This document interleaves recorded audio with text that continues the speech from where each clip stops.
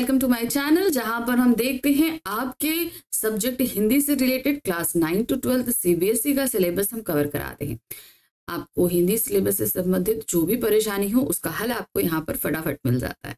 ठीक है, तो आज हम लेकर आए हैं अपना ये वीडियो क्लास 11th के लिए। तो क्लास 11th का आज हम करा रहे हैं कोर सब्जेक्ट। ठीक है, याद रखिएगा कोर और इलेक्टिव 2 होता है। तो आज हम करा रहे हैं कोर। इसकी हमारी बुक है आरोह भाग 1 और इसके गद्य खंड का अध्याय है रजनी। तो हम बात करें अगर क्लास 11th के स्टूडेंट्स की जो कोर के हैं तो उनके पास में जो दो इवन क्या कहेंगे 3 बुक्स हैं। तो इन 3 बुक्स में जो हमारे पास हमारी जो पहली बुक है आरोह, इससे 2 तरीके के प्रश्न आपके पास में आने वाले हैं, यानी कि ऑब्जेक्टिव वे और सब्जेक्टिव वे। तो बात करें अगर ऑब्जेक्टिव की तो वो मैं ऑलरेडी आपको क्लियर करा चुकी हूँ। ठीक है, तो वो मैंने हर एक चैप्टर के अलग अलग इंडिविजुअली आपको एमसीक्यूज कराए हुए हैं। अब अगर हम बात करें वर्णनात्मक प्रश्नों की तो वो आजकल हम करा रहे हैं। तो उसमें सबसे पहले हमने जो शुरू किया वो था गद्य खंड, क्योंकि हमारी बुक में सबसे पहले गद्य खंड ही आता है। तो गद्य खंड का चैप्टर कराते कराते आज हम आ चुके हैं रजनी अध्याय। ठीक है, रजनी मनु भंडारी द्वारा लिखी गई ये एक पट कथा है। ध्यान रखिए, पर्दे के लिए लिखी गई ये कथा को हम पट कथा कहते हैं। ये एक 90s के समय में आने वाला धारावाहिक था और बहुत फेमस धारावाहिक था। इवन मैंने भी ये धारावाहिक जो है टीवी पर देखा हुआ है। तो उसमें से सिर्फ धारावाहिक की एक कड़ी को यहाँ पर दिखाने की कोशिश करी गई है। रजनी एक ऐसी औरत जो वो समाज में हो रही किसी भी घटना में अगर कुछ गलत है तो वो उसके खिलाफ खुलकर आवाज उठाती थी। तो इस धारावाहिक के इस एपिसोड में हमने देखा, यानी कि जो हमारे सामने इस पाठ के रूप में प्रस्तुत किया गया है, उसमें हमने देखा कि अमित नाम के एक लड़के के माध्यम से उन्होंने जो शिक्षा है उसको वो एक व्यवसाय बन चुका है, उसके खिलाफ आवाज उठाई।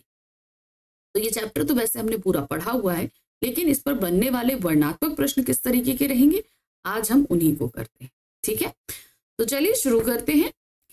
सबसे पहले हमारे पास प्रश्न आ रहा है, अमित और उसकी भांति अनेक विद्यार्थियों ने परेशान होकर भी आवाज क्यों नहीं उठाई? क्योंकि उसके टीचर जो थे मैथ्स के टीचर, वो ये बोलते थे कि भाई आपको मैथ्स का ट्यूशन लेना जरूरी है, क्योंकि नहीं तो आपके मार्क्स कम हो जाएंगे। और यही अमित के साथ हुआ। तो बहुत सारे बच्चे इस चीज को लेकर सफर कर रहे थे, लेकिन तब भी इसके खिलाफ आवाज नहीं उठा रहे थे। तो कहीं ना कहीं उन्हें ये डर था कि अगर मैथ्स के टीचर उनसे चिढ़ गए तो उनका रिजल्ट खराब हो सकता है, उनका साल बर्बाद हो सकता है। इन सारी चीजों को लेकर डर जाने के कारण ही उन लोगों ने आवाज नहीं उठाई।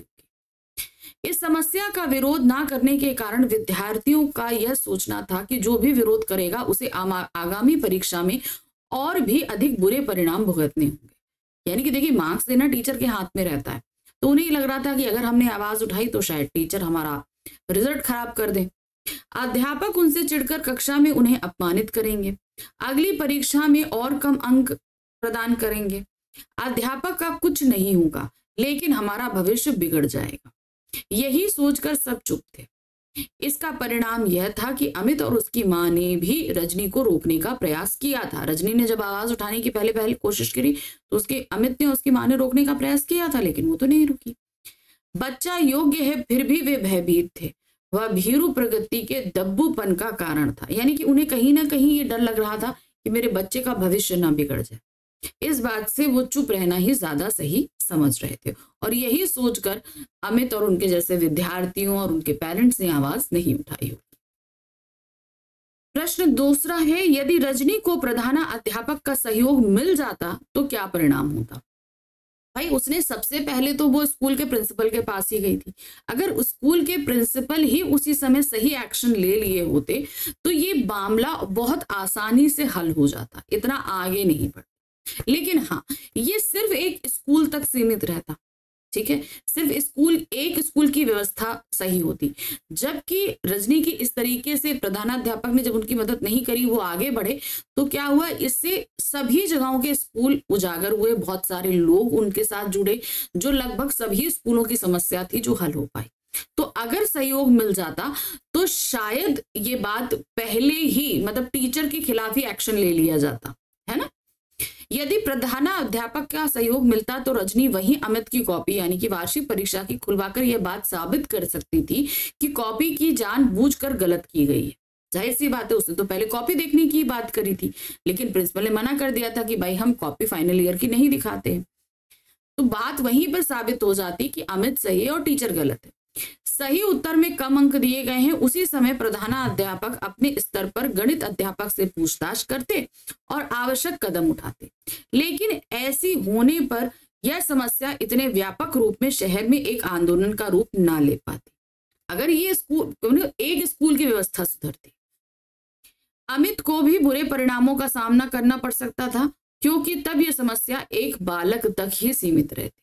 तो फिर क्या होता कि एक टीचर पे एक्शन होता तो बाकी टीचर भी इस चीज को लेकर अमित को टीजिंग कर सकते थे, है ना। तो ये बात कहीं ना कहीं पॉजिटिव भी रहती तो कहीं निगेटिव भी रहती। तो इस वजह से हमने ये देखा कि प्रधानाध्यापक का सहयोग मिलता तो ये सिचुएशन हो सकती थी। कम वेतन देने वाले स्कूलों के खिलाफ रजनी के दूसरे आंदोलन के विषय पर टिप्पणी कीजिए। जब उसने अपना पहला आंदोलन किया तो उसने ये देखा कि एक दूसरी समस्या उजागर हो रही है, और वो समस्या ये थी कि टीचर्स को वेतन कम दिया जाता है और ज्यादा वेतन पर साइन लिए जाते हैं। फिर टीचर्स अपने घर को चलाने के लिए ट्यूशन करते हैं, जिसकी वजह से ये समस्या खड़ी हुई थी अमित के साथ में।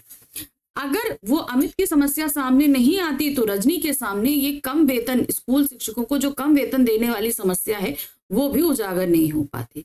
तो वो उसका जो अगला आंदोलन का विषय था वो उसके सामने था। रजनी स्वभाव से आंदोलनकारी है, यानी आंदोलनकारी का तात्पर्य आप ये समझ लीजिए कि वो समाज में कहीं पे भी कुछ गलत होते देखती है तो वो उसके खिलाफ आवाज उठाती है, वो चुप होकर नहीं रहती। अतः ट्यूशन की समस्या से संघर्ष करते समय उसे अध्यापकों को मिल रहे कम वेतन की जानकारी मिलती है। यह जानते ही कि वह अनेक अध्यापकों से संपर्क स्थापित कर उनके विद्यालयों में जाती। अब अगला करती कैसे, तो जाहिर सी बात है जब आंदोलन करना है तो उसके एक प्लॉट को पूरा मजबूत करना जरूरी है, तो उसके लिए उन्हें बहुत सारे अध्यापकों से मिलना पड़ता और व्यवस्थापकों से इसका कारण पूछकर धांधली की पूरी शिक्षा विभाग के निर्देशक को देती जो इसने यहाँ पे भी किया था। पहले सारी धांधली का पता किया और फिर वो शिक्षा निदेशक को उससे कंप्लेंट करी थी। अध्यापकों के हक को मार के उनका शोषण करने वालों के खिलाफ एक मुहिम छेड़कर उनको हक की लड़ाई ये करना सिखाती और हक दिलवाती भी। विद्यालयों की इस अव्यवस्था में शामिल सभी लोगों की धज्जियां उड़ा देती। संघर्ष उसका स्वभाव है, अतः वह पीछे नहीं हटती। तो इस तरीके से वो अपना दूसरा आंदोलन करती। रजनी पटकथा पढ़कर आपको क्या संदेश मिलता है? तो मुझे तो सबसे ज्यादा जो संदेश मिलता है, कहीं पे भी कुछ गलत हो रहा है तो उसके खिलाफ आवाज उठानी चाहिए, क्योंकि अगर हम शुरू में ही आवाज उठा लें तो कोई भी समस्या बहुत बड़ा व्यापक रूप लेने से बच जाती है ना। इस पाठ में हमें सदा सर्वदा अन्याय और झूठ का विरोध करने की प्रेरणा मिलती है। यदि हम अन्याय को सहन करते रहेंगे तो अन्यायी का हौसला बढ़ता जाएगा। जाहिर सी बात है, जो हमारे साथ गलत कर रहा है उसे तो लगेगा अरे हम तो कर सकते हैं, है ना। हमारी तरह और बहुत से लोगों को उनका अन्याय सहना पड़ेगा। कोई भी कदम उठाने से पहले सही गलत का निर्णय अवश्य कर लेना चाहिए। गलत बात के लिए अध्यापक, प्रधानाचार्य, शिक्षा निदेशक आदि किसी का भी विरोध करना पड़े, करना ही चाहिए। पाठ पढ़कर लगता है जैसे कृष्ण ने अर्जुन को युद्ध करने की प्रेरणा दी थी, वैसे ही हमें रजनी ने संघर्ष करने की शिक्षा मिलती है।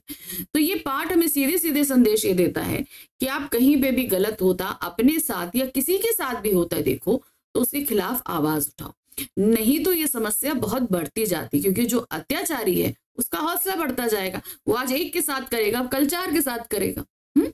तो हमें हमेशा आवाज उठानी चाहिए। प्रश्न संख्या 5 है, रजनी समस्या के सभी पहलुओं पर विचार करती है, कथन के समर्थन में तर्क दीजिए। अब समस्या उसने अमित के साथ देखी तो उसे ये लगा कि पहले स्कूल जाना चाहिए, वो स्कूल गई। स्कूल में जब देखा कि प्रधानाध्यापक भी इसके खिलाफ काम नहीं कर रहे तो उसने धीरे धीरे करके एक एक स्टेप आगे बढ़ाया। वो हर किसी से पूरी प्रॉपर पूछताछ कर रही थी, सारी चीजों के बारे में एविडेंस जमा कर रही थी। वो न्यूज़पेपर संपादक के पास भी गई, उनसे भी हेल्प ली। तो उसने हर एक चीज को बारीकी से समझा, सारे पहलुओं को समझा और तब कहीं जाकर उसने अपने आंदोलन को इतना बृहत रूप दिया। अगर उसने जल्दबाजी में काम किया होता तो शायद आंदोलन इतना बृहत नहीं होता और शिक्षा निदेशक उसकी बात को एज इट इज नहीं मानते, है ना। ये कथन पूर्णतः सत्य है। अमित की परीक्षा परिणाम और समस्या का ज्ञान होने पर रजनी ने अमित से अच्छे से पूछताछ की। पहले उसने पूछा कितने सवाल सही थे, दोस्तों से पूछकर तो सही उत्तर नहीं बताए थे, पिछली सभी परीक्षाओं में तुम्हें कितने अंक मिले थे, आदि प्रश्नों के उत्तर जानकर उसने यह निश्चित किया कि अमित की समस्या वास्तव में सत्य है। तो अमित जो बात बता रहा है, अब बच्चा है, कभी झूठ भी बोल सकता है, तो पहले उसे क्रॉस क्वेश्चनिंग करके उसने सारी चीजों को वेरीफाई किया। उसने तभी आगे संघर्ष किया। संघर्ष के दौरान उसने अध्यापकों को कम वेतन मिलना भी इस समस्या का एक कारण जानकर उस पर विचार किया कि भाई अध्यापक अपने घर चलाने के लिए कुछ तो करेगा, तो उनको इतना वेतन मिलना चाहिए कि वो अपना घर चला सके। जब उसने देखा कि कम वेतन मिल रहा है तभी वो ट्यूशन जैसी बात पर आ रहे हैं, ट्यूशन ले रहे हैं, है ना। अतः यह स्पष्ट है कि रजनी हर समस्या के सभी पहलुओं पर विचार करती है। प्रश्न संख्या 6 है, शिक्षा बोर्ड प्राइवेट स्कूलों को ग्रांट देने के बाद क्या क्या काम करता है। भाई ग्रांट देता है ना शिक्षा बोर्ड, उसके बाद वो क्या काम करता है। शिक्षा बोर्ड प्राइवेट स्कूल को ग्रांट देने के बाद निम्नलिखित कार्य करता है। पहला है सिलेबस तैयार करता है, जैसे आप लोग देते हो, आप लोग सीबीएसई में हो, जिसमें भी हो, आपका सिलेबस तैयार करने का काम सीबीएसई द्वारा ही किया जाता है। फाइनल ईयर की परीक्षा लेता है, यानी कि फाइनल परीक्षा भी सीबीएसई के द्वारा निर्धारित पैटर्न के थ्रू ही होती है। विद्यालयों पर अपनी कड़ी नजर बनाए रखता है कि विद्यालय सीबीएसई के सभी नियमों का पालन करें।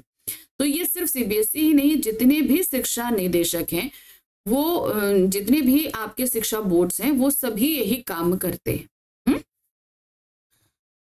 रजनी ने प्राइवेट ट्यूशन के खिलाफ आवाज क्यों उठाई? क्यों? क्योंकि प्राइवेट ट्यूशन के थ्रू जो है वहीं से सारी गड़बड़ी शुरू हुई थी, है ना। रजनी बहुत बहादुर थी, उसने समाज की बुराई के विरोध में आवाज उठाने में डर नहीं लगता था।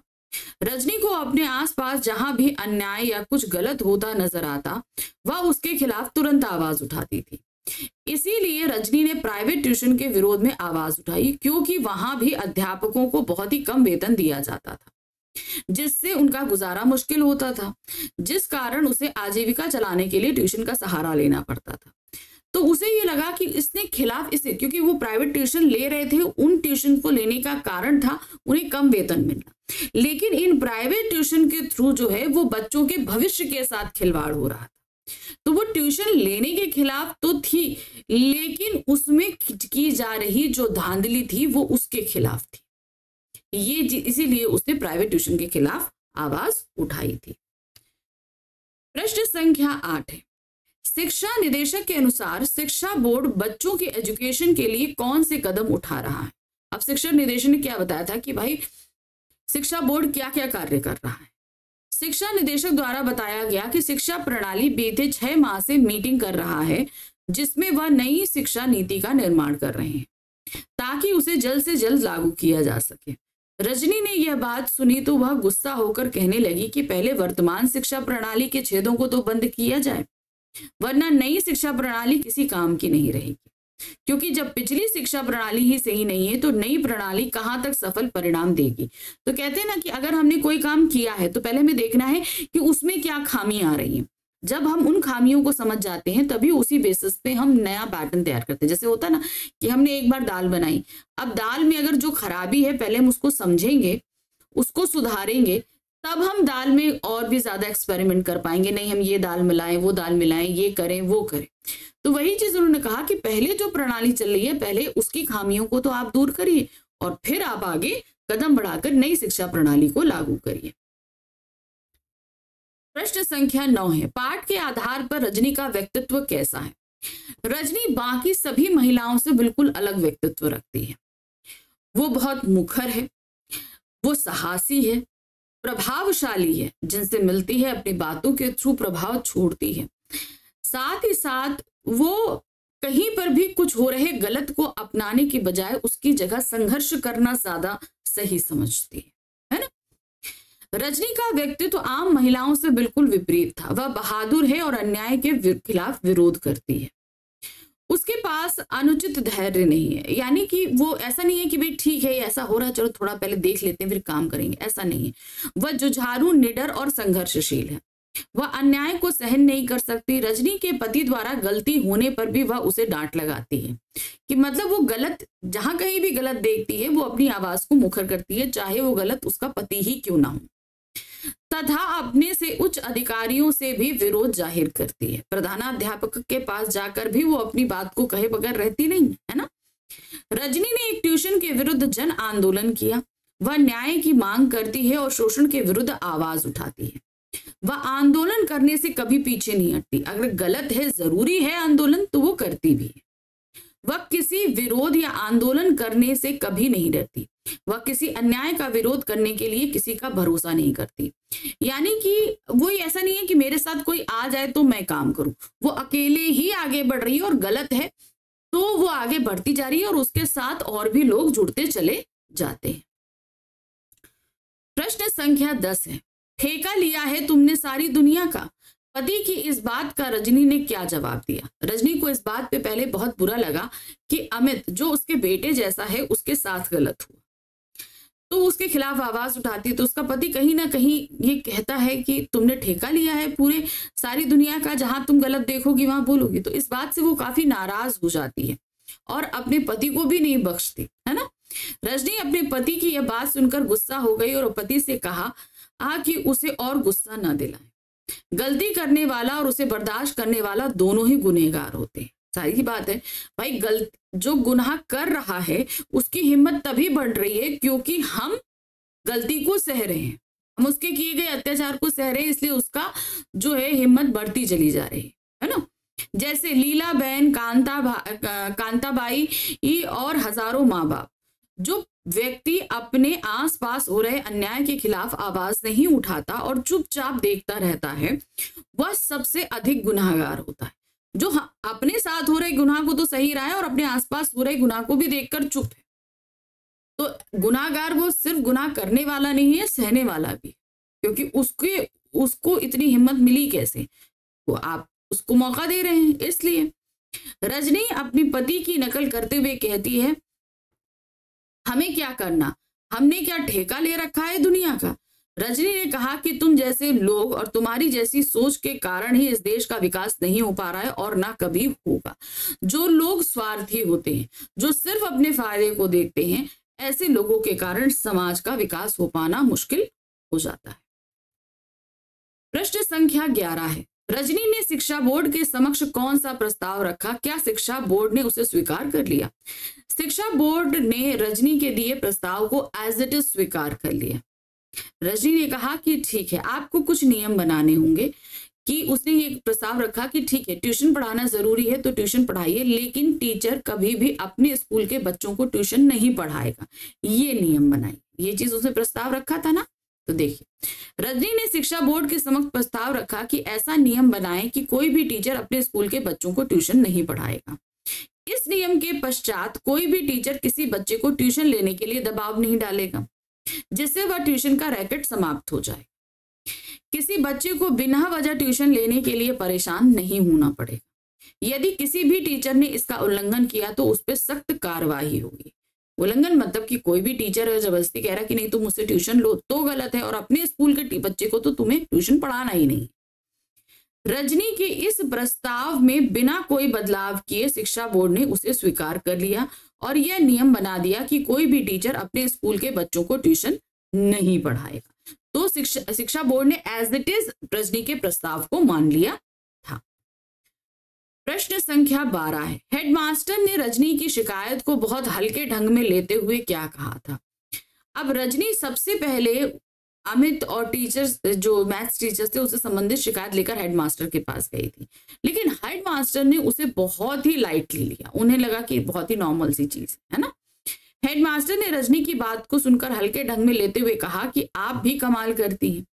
बच्चे ने कहा और आपने मान लिया। हर बच्चा घर जाकर यही कहता है कि उसने पेपर अच्छा किया है और उसे बहुत अच्छे नंबर मिलेंगे। अगर हम इसी तरह कॉपियां दिखाने लग जाएं तो यहाँ तो पेरेंट्स की भीड़ लग जाएगी। इसीलिए स्कूलों में वार्षिक परीक्षा की कॉपियां नहीं दिखाने का नियम बनाया गया है और यह नियम नहीं तोड़ सकते, क्योंकि उन्हें ये लग रहा था कि जो कुछ हो रहा है वो बहुत नॉर्मली है, लेकिन उन्होंने इसके पीछे बर्बाद होते एक बच्चे के भविष्य को ध्यान नहीं दिया। इसीलिए उसे वो इतना हल्के में ले रहे थे। प्रश्न संख्या 13 है, वार्षिक परीक्षाओं की कॉपियां ना दिखाने के पीछे क्या तर्क है? क्या इस तर्क से आप सहमत हैं? तो उन्होंने ये तर्क दिया कि अगर हम वार्षिक परीक्षा की कॉपियां इसी तरीके से दिखाएंगे तो यहाँ पर पेरेंट्स की भीड़ लग जाएगी। तो हमें नहीं लगता कि ये तर्क सही है कि अगर कहीं पर ऐसा लग रहा है कि कुछ गड़बड़ है तो कॉपी दिखाई जानी चाहिए। ठीक है। हेडमास्टर वार्षिक परीक्षाओं की कॉपियां ना दिखाने के पीछे केवल यह तर्क देते हैं कि ऐसा करने से छात्रों तथा उनके अभिभावकों की भीड़ लग जाएगी और इन्हें संभालना मुश्किल हो जाएगा। मतलब अब इतने सारे पेरेंट्स आ जाएंगे तो फिर मुश्किल हो जाती है। मैं हेडमास्टर के इस तर्क से सहमत नहीं। सभी अभिभावकों को कक्षा में एक निर्धारित समय पर बुलाना चाहिए और एक एक कर कॉपी दिखानी चाहिए। बहुत सारे स्कूलों में अब ये चीज फॉलो होने लगी। यदि सबको नहीं दिखाई जाती है तो जो अभिभावक कॉपी देखना चाहते हैं उन्हें अवश्य दिखाई जाए। कॉपी नहीं दिखाने से भ्रष्ट अध्यापक कॉपियां जांचने में मनमानी करने लगेंगे। इस प्रकार योग्य छात्रों का भविष्य अंधकार में हो जाएगा। तो एक ट्रांसपेरेंसी होनी चाहिए कि बच्चे ने जो किया है वो सही है कि नहीं सही है, ये पेरेंट्स जान सके, टीचर सही कर रहे हैं कि नहीं कर सके, ये सारी चीजें प्रिंसिपल भी जान सके। तो इसलिए एक ये ट्रांसपेरेंसी रखना बहुत जरूरी है कि कॉपी दिखाने वाला नियम होना चाहिए। प्रश्न संख्या 14 है, अध्यापकों द्वारा ट्यूशन पढ़ाना उनकी मजबूरी है। इस कथन को रजनी पाठ के आधार पर स्पष्ट कीजिए। कुछ बच्चों को ट्यूशन पढ़ना जरूरी क्यों है? देखिए, अध्यापकों द्वारा ट्यूशन पढ़ाना मजबूरी इसलिए है क्योंकि उन्हें स्कूलों द्वारा कम वेतन दिया जाता है और इतने कम वेतन में घर चलाना मुश्किल होता है, इसलिए वो मजबूर है कि उन्हें ट्यूशन पढ़ाना पड़ता है। और कुछ बच्चों को ट्यूशन पढ़ना इसलिए जरूरी है क्योंकि कुछ के पेरेंट्स काम वर्किंग होते हैं, उनके पास समय नहीं होता पढ़ाने का, कुछ के पढ़े लिखे नहीं होते इसलिए जरूरी होता है, या कुछ बच्चे बहुत ज्यादा कमजोर होते हैं तो भी उन्हें ट्यूशन की जरूरत पड़ती है। कुछ अध्यापक प्राइवेट स्कूल में पढ़ाते हैं, वहीं उन्हें इतनी कम तनख्वाह मिलती है कि ट्यूशन से पैसा कमाना अनिवार्य हो जाता है। कई जगह तो ऐसा भी है कि कम तनख्वाह देकर ज्यादा दस्तखत करवाए जाते हैं, यानी कि सिग्नेचर लिए जाते हैं। ट्यूशन पढ़ाना वास्तव में अपनी जीविका चलाने के लिए उनकी मजबूरी होती है, क्योंकि भाई घर चलाने के लिए तो पैसा चाहिए होता है। इसलिए अनेक बच्चों को ट्यूशन पढ़ाना इसलिए जरूरी हो जाता है क्योंकि कुछ माताएं इतनी समर्थ नहीं होती कि वे अपने बच्चों को पढ़ा सके। कुछ बच्चों के पिता के पास इतना समय नहीं होता कि वे उनकी पढ़ाई पर ध्यान दे सके। ऐसे में कमजोर बच्चों के लिए ट्यूशन पढ़ना जरूरी हो जाता है। ठीक है, क्योंकि भाई पेरेंट्स या तो केपेबल नहीं है या टाइम नहीं है, तो फिर बच्चों को ट्यूशन पढ़ाना पड़ता है। प्रश्न संख्या 15 है, सरकारी कार्यालयों की व्यवस्था के बारे में प्रस्तुत पाठ में क्या बताया गया है, स्पष्ट कीजिए। तो यहाँ पर एक तरीके से सरकारी कार्यालयों में की जो व्यवस्था है वो भी कहीं ना कहीं रिश्वत पर आधारित है, जिसे इन्होंने चपरासी के माध्यम से बताने की कोशिश की। चपरासी को जब तक रिश्वत नहीं दो तो वो आगे किसी को अंदर नहीं जाने दे रहा था, तो इसके माध्यम से उन्होंने बताने की, यानी कि किस तरीके से भ्रष्ट है सरकारी कार्यालय। ये प्रस्तुत पाठ के माध्यम से सरकारी कार्यालयों की दुर्दशा पर टिप्पणी की गई है। इस कहानी में दिखाया गया है कि सरकारी अधिकारी अपने कर्तव्य के प्रति कितने लापरवाह होते हैं। उन्हें आम जनता की परेशानियों से कोई लेना देना नहीं होता। निदेशक जैसे बड़े अधिकारी भी समस्या को टालने में लगे रहते हैं। वे ऑफिस में खाली बैठे होने के बावजूद भी किसी से मिलना नहीं चाहते। चपरासी भी रिश्वत लेकर ही मिलने वालों को साहब से मिलने के लिए भेजता है। आप पैसे दोगे तो चपरासी आपको जाने देगा। इससे ऐसा लगता है मानो निदेशक उसे रिश्वत लेने के लिए प्रोत्साहन देते हैं कि भाई अगर तुम एक के बाद एक आदमी भेजते रहोगे तो निदेशक खुद ही कहेगा भाई भेजो भेजो, लेकिन वो भी भेज किसको रहा है, वो अंदर खाली बैठे, लेकिन जब तुम पैसा दोगे तब वो तो आपको अंदर जाने देगा। तो सरकारी कार्यालय किस तरीके से भ्रष्ट हैं, लचर कार्य प्रणाली है, ये दिखलाता है ये पाठ। तो ये था हमारा चैप्टर रजनी, जिसके हमने करे यहाँ पर कुछ वर्णनात्मक प्रश्न। आई थिंक आपको बहुत अच्छे से समझ में आया होगा कि किस किस तरीके के प्रश्न आपसे पूछे जा सकते हैं, तो इनको इसी तरीके से तैयार करिएगा। अब हम मिलेंगे अपने नेक्स्ट चैप्टर में, तब तक फटाफट चैनल को लाइक करिए, सब्सक्राइब कीजिए, शेयर कीजिए और अपने मैसेज को आप कमेंट बॉक्स में ड्रॉप कर सकते हैं। मिलेंगे अगले वीडियो में। Thank you for watching, bye bye.